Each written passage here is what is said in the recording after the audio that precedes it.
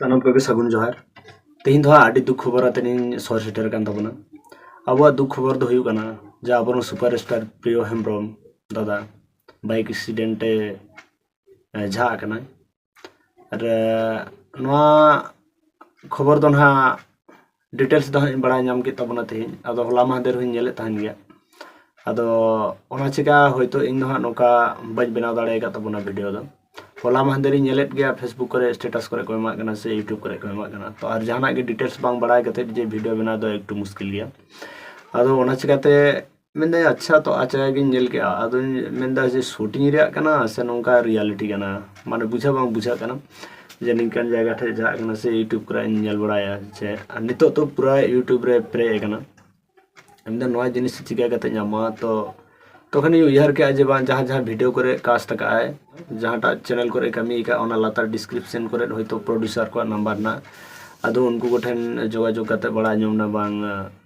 प्रियो दादा सारी के एक्सीडेंट कना बाइक ते जा हुयु कना जे 16 तारीख रे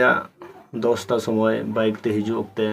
ओया खूब एकटा समथिंग दो गंके टा बाय ले दाड़े कना तबे जतो कुलाई जे बांग झा दो कन्फर्म किंतु चले गाते झा कना बा झा कना ओना दो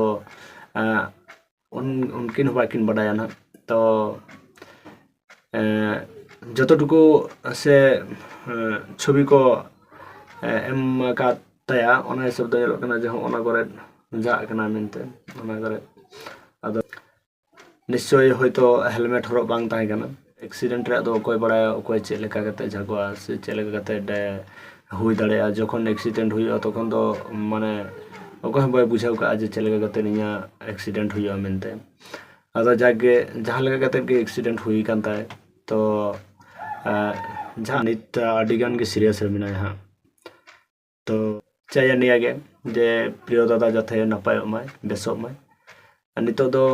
उनकिन दो हॉस्पिटल रे एडमिट बिना किना ako आसाम रगे और जथे नपाय माय चेदा से प्रियो दादा जहाँ तीन के एल्बम से शॉर्ट फिल्म है कानता से फुल फिल्म जो गे आड़ी भागी मने ताया और आड़ी गे प्रियो दादा अभिनय कुसिया ओनाते इया मने रे मिटा जगह ना बा मिटांग वीडियो बनाव कते जतटुकु गे इया मने रे कथा सदरा अदो जागे जाथे प्रियो दादा नपाय बेसो मा जदियो मेन मेते नापाम बांग हुई काना अवश्य समय सेटल लेनखान मिद दिन नापाम गे हुआ जाथे